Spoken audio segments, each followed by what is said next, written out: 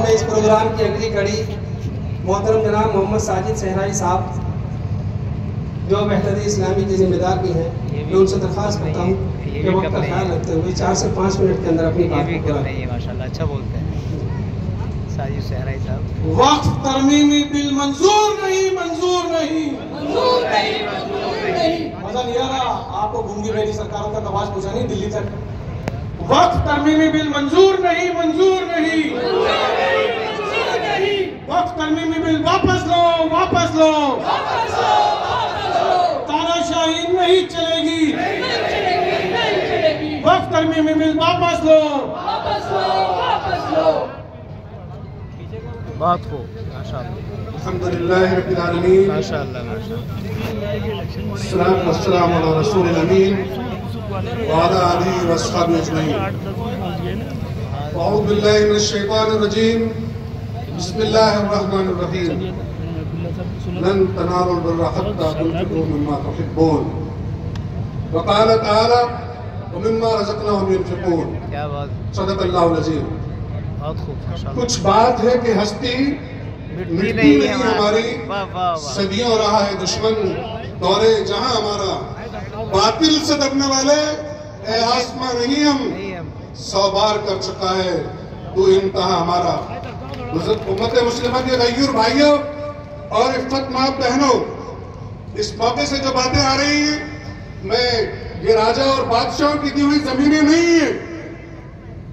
اللہ نے فرمایا تم اس رب پر ایمان رکھتے ہو جس نے فرمایا تم میں سے کوئی شخص اس وقت تک ایمان والا نہیں ہو سکتا جب تک کہ اپنی محبوب ترین چیز اللہ کی راہ میں قربان نہ کر دے۔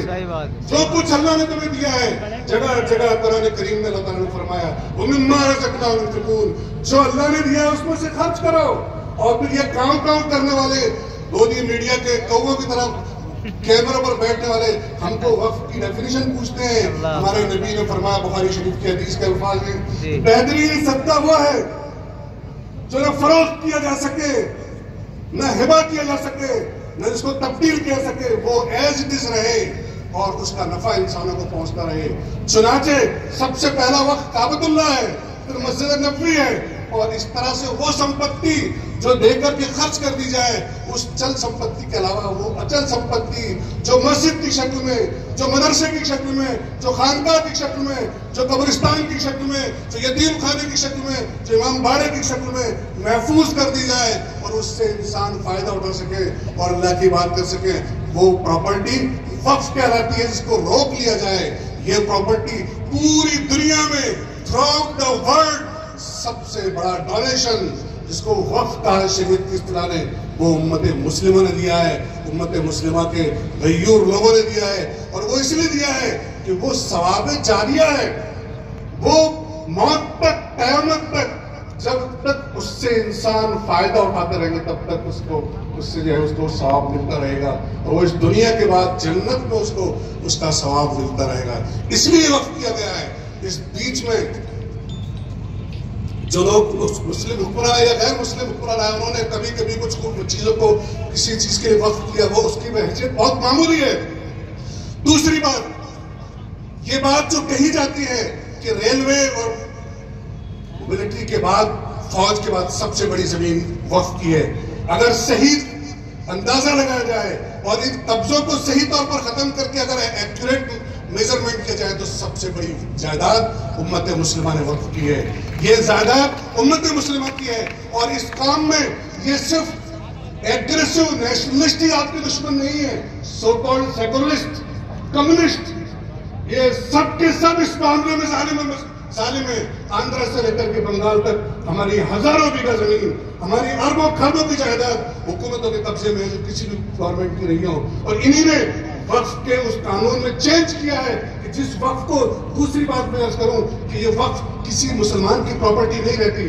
ان المساجد للہ، جب مسجد ایک وقت ڈونیٹ ہو جاتا ہے تو وہ انسانوں سے نکل کے اللہ کی پراپرٹی ہو جاتی ہے، اور اس وقف کا مینجمنٹ، اس کا نظم کسی مسلمان کے ہاتھ میں نہیں رہتا، نام نہاد، بلکہ ان المساجد للہ کے ساتھ یہ بات بھی کہی ہے، انما یامر مساجد اللہ من آمن باللہ والیوم الآخر واقام الصلاۃ وایتاء الزکاۃ ولم یخش الا اللہ۔ یہ سو کالڈ مسلمز جو بے نمازی ہیں، پراپرٹیز کو خود پرد کرنے کرنے والے ہیں، اور جو کچھ وہ لوگ اس کے متولی نہیں ہو سکتے، بلکہ جو نماز قائم کرتے ہیں، جو زکات ادا کرتے ہیں، اللہ اور یوم آخر پر ایمان رکھتے ہیں، کسی سے خوف نہیں کھاتے، وہی اس کے متولی ہو سکتے ہیں۔ تو یہ سیکولرسٹوں نے جو وقف پہ امینڈمنٹ کیا ہے، 2 علماء اکرام وقف کی کمیٹی میں ہوا کرتے تھے، راجستھان میں بھی اور دیگر جگہ بھی، اس کی جگہ لیڈیز کو کر دیا ہے، اور اس کے بعد اب جو مسلم لفظ ہٹا کر کے، تو غیر مسلم کبھی بھی کسی بھی حالت میں کسی وقف پراپرٹی کا متولی نہیں ہو سکتا۔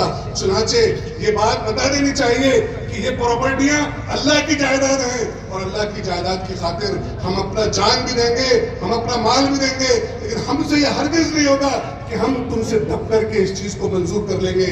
ابھی تو تم نے یہ ڈیمونسٹریشن دیکھے، ابھی تم جیلیں بھی دیکھو گے، ابھی تو دار بھی دیکھیں گے، ابھی تو تم پھانسی کے پھندے بھی اگر لاؤ گے تو اس کے لیے بھی ہم تیار ہو جائیں گے۔ میں اس حفیظ میرٹی کے الفاظ کے ساتھ اپنی بات ختم کرتا ہوں۔ ظالموں، دب کے رہنا نہیں ہمیں منظور، دب کے رہنا نہیں ہمیں منظور۔ ظالموں، جاؤ اپنا کام کرو، ہم کسی بھی قیمت پر تمہارے وقت اس کو نہیں مانتے، اور ہم آخری درجے تک تم سے اس کے لیے تیار ہیں۔ تم جیسے بہت فرعون اور نمرود آئے اور اس ہستی سے بٹ گئے، لیکن یہ اللہ کی وقف جائیدادیں قیامت تک باقی رہیں گے انشاءاللہ تعالیٰ، اور ان کو کوئی ہم سے چھین نہیں سکتا۔ اللہ تعالیٰ تو ہی ہمارا حامی اور ناصر ہے، تو ہمارے اکابرین کو اور ہماری امت مسلمہ کے لوگوں کو غیرت عطا فرما، نصرت عطا فرما، اور جس طرح سے فلسطین کے مجاہدین بیت المقدس کی بازیابی کے لیے قربانی دے رہے ہیں، ہندوستان کے غیور مسلمانوں کو وہ جذبہ عطا فرما اور نصرت عطا فرما۔ آمین وآخر دعوانا الحمدللہ رب العالمین۔ نعرہ تکبیر، نعرہ تکبیر، نعرہ تکبیر۔ سبحان اللہ، سبحان اللہ، اللہ اکبر۔